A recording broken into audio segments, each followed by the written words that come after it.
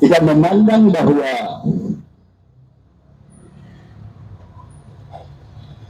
harus kita sepakat yang pada hari ini akan kita lakukan adalah menolak pidato kenegaraan Presiden Republik Indonesia pada sidang MPR nanti karena pertama tadi.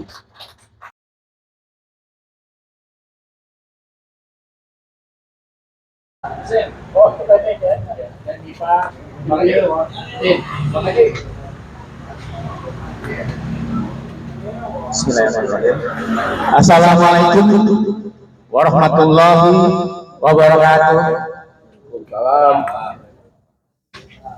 Alhamdulillah,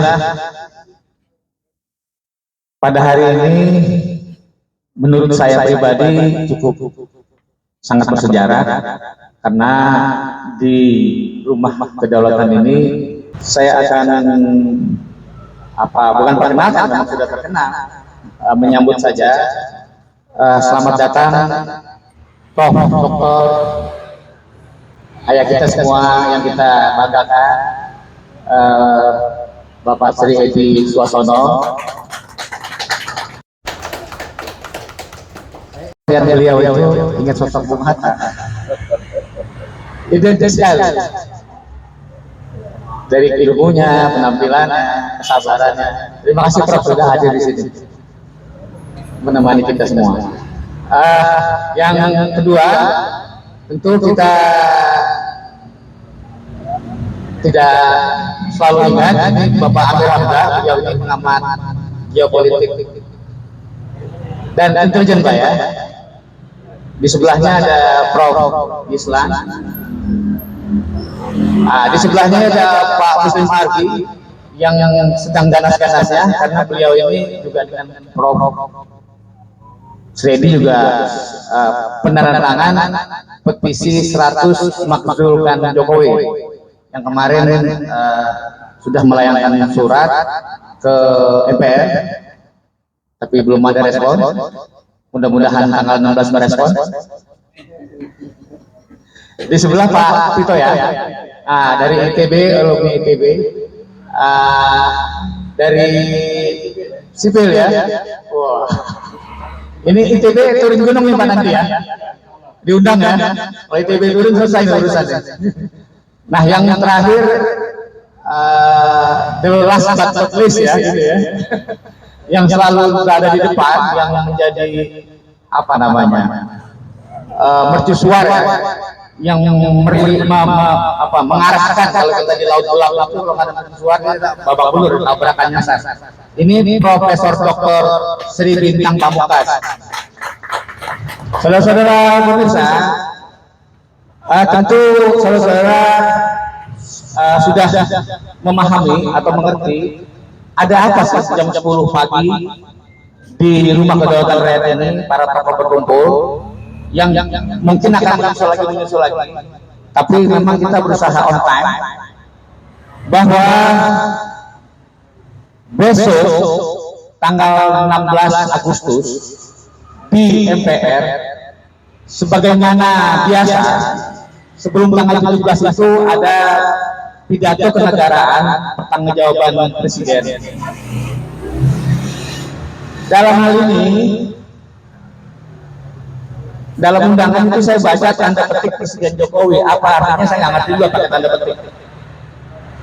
Nah, rasa-rasanya sebuah perjalanan kepemimpinan atau leadership, bahkan juga kalau kita lihat misalnya sebuah perjalanan perusahaan, kita sudah tahu penyajiannya. Jadi laporan itu seperti biasa kita lihat hanya formalitas biasanya, bukan lagi forum yang benar-benar sebuah pertanggungjawaban, hanya formalitas. Oleh karena itu hari ini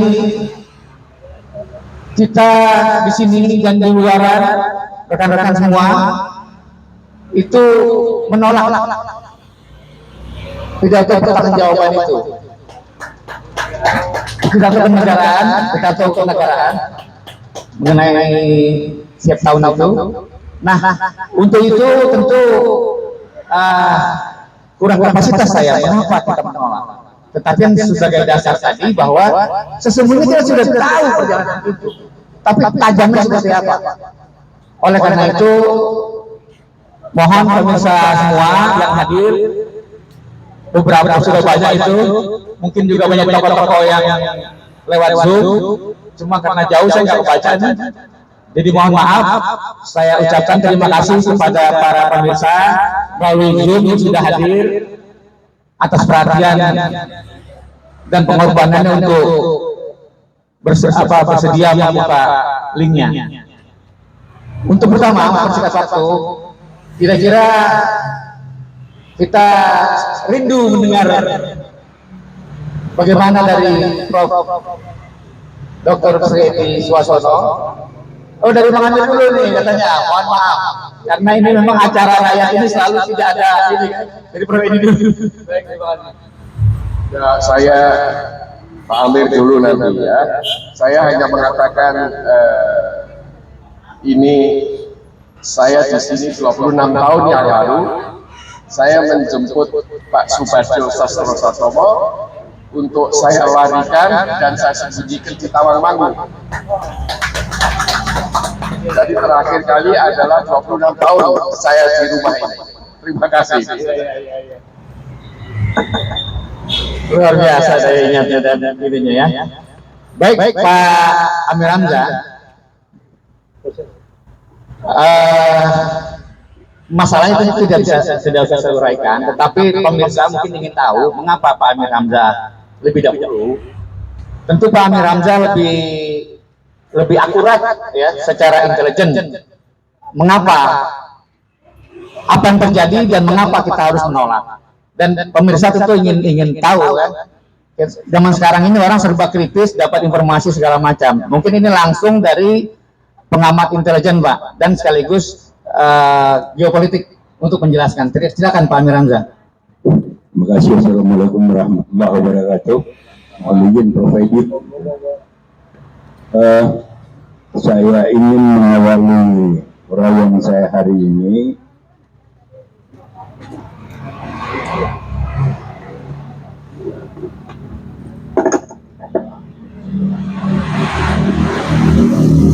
itu dengan membaca alinea ketiga dari pembukaan Undang-Undang Dasar kita, supaya nanti ada entry point yang saya gunakan menyampaikan uraian saya nanti.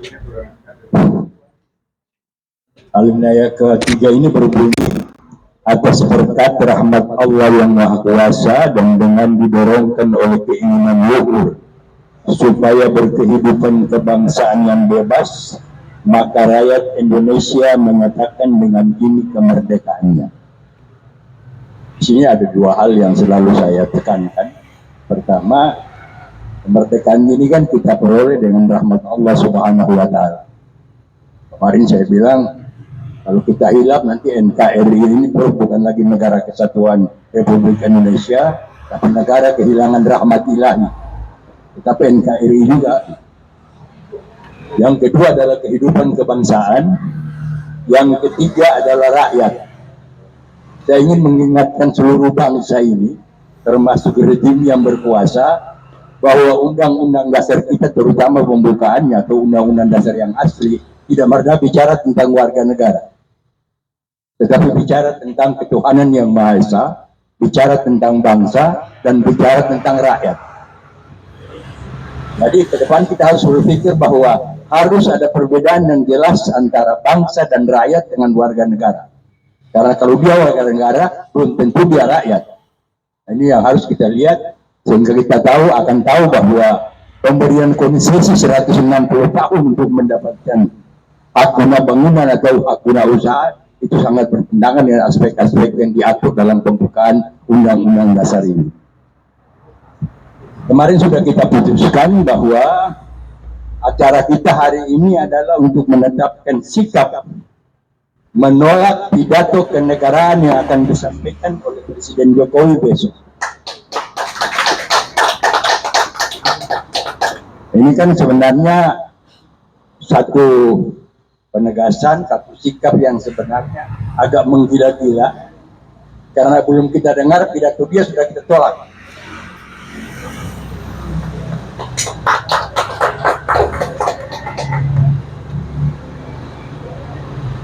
Sebenarnya penolakan itu bisa dilakukan tanpa suara. Misalnya dalam cara-cara Islam, kalau kita datang ke satu rumah, kita salam 3 kali tidak dijawab, maka jangan kita teruskan, kita balik saja. Itu berarti bahwa tuan rumah tidak berkenan menerima kita. Nah, sampai hari ini saya lihat barangkali ada 2 komponen nasional yang tuntutannya sudah sangat tegas, yaitu adalah Hizbullah dengan trikurannya, yaitu mengajulkan Jokowi kembali ke Undang-Undang Dasar 45 asli dan pembentukan pemerintahan sementara. Komponen yang kedua adalah mereka yang menamakan dirinya petisi 100, yang alhamdulillah hari ini Profesor Edi hadir mewakili kelompok itu bersama-sama dengan saudara Muslim Arabi, yang juga nantinya untuk menegaskan, karena petisi 100 juga mirip-mirip dengan tuntutan Hizbullah. Apa sebab kita tolak? Kita sudah bisa pikir bahwa, dan memang pengalaman selama ini barangkali yang kita amati adalah praktek-praktek ketatanegaraan kita selalu dilakukan hanya secara forma inverba, tidak substantif. Artinya, ya karena Undang-Undang Dasar menyatakan bahwa Presiden pidato kenegaraan di DPR atau MPR, lalu Presiden pidato DPR pun amin-amin aja, Presiden pulang nggak ada apa-apa untuk rakyat. Ini yang saya maksudkan dengan praktek-praktek ketatanegaraan kita selalu dilakukan secara forma inverba, hanya secara redaksional aja. Contoh misalnya, ya saya hormat kepada Profesor Edi hanya karena dia lebih senior dari saya. Ini hanya forma inverba. Tapi mestinya penghormatan saya kepada Profesor Edi itu adalah bukan saja karena beliau lebih senior dari saya, tapi beliau juga tempat saya menimba ilmu, tempat saya meminta berbagai pengalaman. Seperti tadi beliau katakan, 24 atau 29 tahun lalu beliau datang ke sini untuk menyebut Pak Subadio dan menyelamatkan Pak Subadio ke Tawangmangu karena mau ditangkap di daerah Soeharto pada saat itu. Memang jalannya dulu terkenal karena di sini ada toko PSI nomor 55, ada toko Murba gitu. Di sana juga itu ada seorang Maru yang dari Kopassus, karena dia lebih memihak kepada Partai Murba, didorong oleh PKI untuk dipecat dari Kopassus. Udah jalan sana. Saya ingat persis tahu itu karena saya pernah melakukan penelitian di kawasan ini dan juga pernah bertemu dengan Pak Subadio karena saudara ipar saya yang pernah bersekolah di Jerman sangat dekat juga dengan beliau. Nah, yang kita catat terakhir adalah hal-hal yang dilakukan oleh Jokowi ketika berkunjung China pada akhir Juli yang lalu, membuat pernyataan, menandatangani perjanjian yang saya bilang tadi. Pada tahap pertama perjanjian atau pertemuan, hasil pertemuan yang Xi Jinping itu menandakan bahwa Presiden Jokowi telah mengingkari rahmat Allah yang Maha Kuasa sebagaimana diatur dalam Undang-Undang Dasar. Yang kedua, dengan memberikan konsesi, termasuk dalam 8 item perjanjian dengan Cina, ini sudah merupakan sebuah pengkhianatan terhadap konstitusi. Belum lagi kita lihat barangkali Prof, saya nggak tahu, investor kiranya Pak Jokowi tahu nggak bahwa perjanjian yang dilakukan oleh Xi Jinping juga tidak sesuai dengan Konferensi Wina, terutama yang terakhir tahun 1983, yaitu mengenai itu perjanjian internasional. Sehingga nanti dalam praktik internasional juga masalahnya akan menjadi perbincangan. Dan itu sudah terlihat awalnya ketika pihak Barat lewat WTO itu menggugat Indonesia karena hilirisasi, terutama pada masalah-masalah nikel. Tapi ini nanti teman-teman yang lebih ahli di situ bisa melihat. Nah, kenapa itu? Saya pikir barangkali semoga apa yang kita lakukan ini barangkali bisa ditangkap atau didengar oleh kalangan diplomatik yang ada di Jakarta, sehingga para diplomat yang nantinya sudah mendapat undangan untuk besok hadir di sidang MPR nanti juga bisa kita ketahui apakah mereka akan hadir atau tidak. Karena kalau sampai ada pihak kedutaan besar yang menyatakan tidak ikut hadir karena alasan-alasan tertentu, maka ini sesuatu yang positif bagi kita, dan ini akan menimbulkan aspek negatif kepada ini, ada aspek-aspek politik global yang harus kita lihat dalam perkembangan ini. Nah, sekarang persoalannya adalah, kalau tadi tidak salah, mungkin dia tidak berpikir panjang, katanya sekjen dikirim oleh Mustika ke saya, sekjen Gerindra sudah menyatakan tolak kembali ke Undang-Undang Dasar 45, menolak untuk kembali ke Undang-Undang Dasar 45. Nah, ini kan berarti indikasi bahwa tentu mereka yang berjuang untuk kembali ke Undang-Undang Dasar 45 pasti tidak akan milih Gerindra dan tidak akan pilih Prabowo, kira-kira begitu. Ini berarti apa yang dilakukan oleh sekjen Gerindra ini sudah berupaya untuk orang yang tadi simpati kepada Gerindra dan Prabowo akhirnya akan menarik simpatinya. Tapi kita lihat bahwa, tapi barangkali kalau kita bicara dari sejarah Romawi kuno, kalau situasi darurat tidak ada hukum yang berlaku. Jadi ketika keadaan dinyatakan darurat, maka tidak ada hukum apapun yang berlaku di situ. Nah, ini harus kita waspadai. Sehingga apabila sampai pemerintah mengumumkan darurat dengan alasan untuk mengurus pemilu, karena oligarki masih butuh tanda tangan Jokowi. Untuk apa? Untuk nanti menindaklanjuti apa yang dilakukan dengan Xi Jinping. Nah, ini faktor kenapa kita titik beratkan pada itu, karena ini yang menjadi penyebab terjadi tekanan dari blok barat yang disponsori oleh Amerika melalui Indo-Pasifik, terutama dengan AUKUS, yang nantinya kenapa mereka pilih produksi kapal selam nuklir di Australia.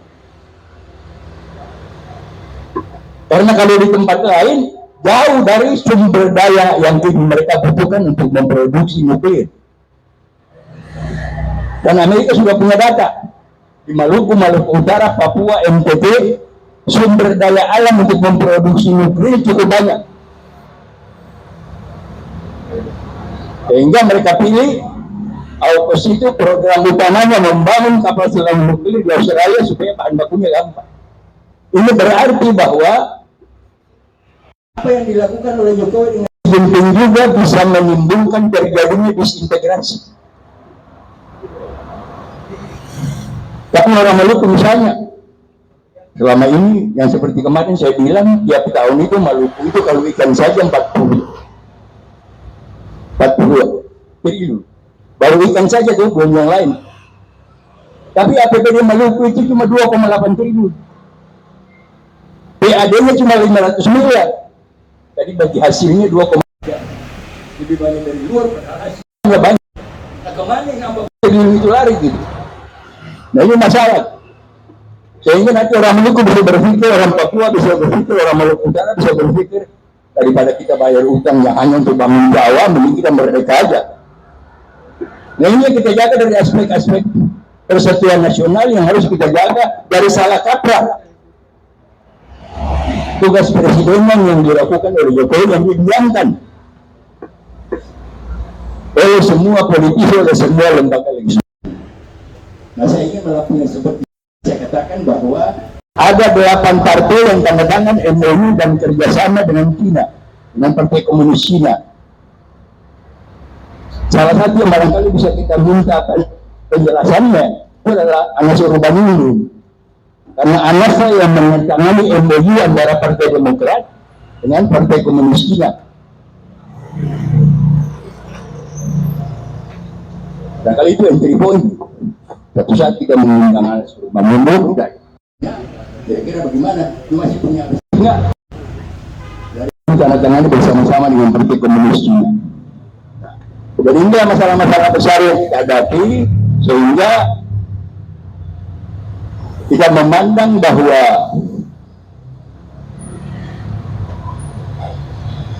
harus kita sepakat yang pada hari ini akan kita lakukan adalah menolak pidato kenegaraan Presiden Republik Indonesia pada sidang MPR nanti karena pertama tadi itu sebagai praktek ketatanegaraan hanya verbal.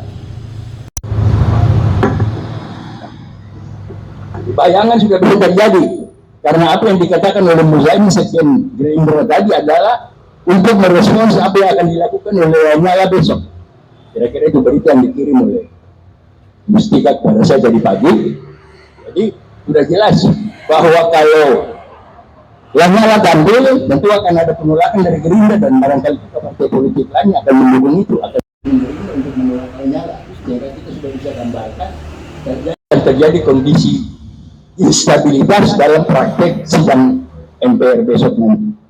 Nah ini adalah yang harus kita pikirkan. Oleh karena itu barangkali secara singkat itulah penjelasan saya, pemikiran saya kenapa kita harus melakukan penolakan itu. Maka barangkali tiba saatnya lah kita dengar yang lebih pakar dari kita, karena prosesnya kita butuhkan. Bagaimana kita harus kembali ke Undang-Undang 45 dengan cara apa? Karena kalau kita pakai mekanisme sidang istimewa nggak ada, Undang-Undang Dasar yang sekarang nggak ada. Jadi tetap sidang MPR aja. Nah, itu. Kemudian kalau misalnya berhasil dimajukan, kan pemerintahan harus jalan, harus ada yang urus rakyat lagi kan. Bagaimana pemerintahan sementaranya? Bagaimana bentuk pemerintahan sementaranya? Apa kita ambil konvensi yang dilakukan oleh Pak Harto Presiden Kabinet, atau bagaimana bentuk pemerintahan sementara itu? Lalu kemudian bagaimana langkah-langkah kenegaraan yang harus kita lakukan, karena begitu kita menyatakan atau diterima kembali ke Undang-Undang Dasar 45, semua yang ada bubar. Jokowi bubar, Ma'ruf Amin bubar, bubar, MPR bubar, DPD bubar, DPRD provinsi, kabupaten, kota semua bubar, termasuk harus kita pikir-pikir berapa puluh bagi dalam penjara gitu kan.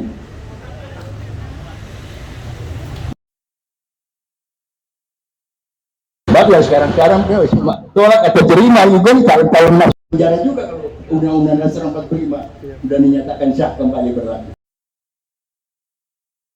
Sepakat bahwa ada kemudahannya karena apa, bro? Presiden 5 Juli belum pernah dicabut, masih berlaku sampai sekarang. Kita bisa memanfaatkan Presiden 5 Juli itu dalam rangka menjadi pintu masuk kembali ke Undang-Undang Dasar 45. Tentu dengan pemikiran bahwa bisa saja ada beberapa pasal dalam Undang-Undang Dasar 45 ini yang sudah tidak up to date lagi, yang nantinya melalui proses adendum kita perbaiki untuk pengelolaan negara ini di masa depan yang lebih baik. Saya kira demikian, terima kasih. Assalamualaikum warahmatullahi wabarakatuh. Baik, terima kasih Bapak Amir Hamzah.